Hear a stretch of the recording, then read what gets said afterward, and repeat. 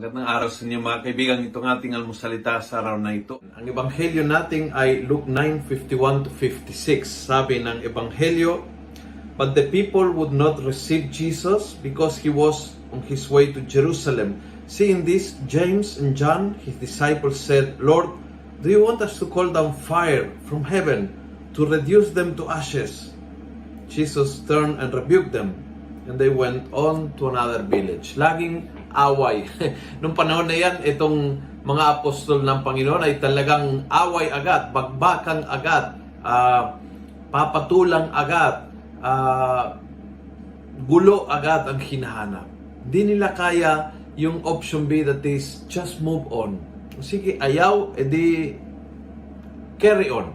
Continue the mission. Hindi kung ayaw, ba't ayaw niyo sa akin? And then aawayin hanggang sa gusto nilang pulbusin. Big lesson for us.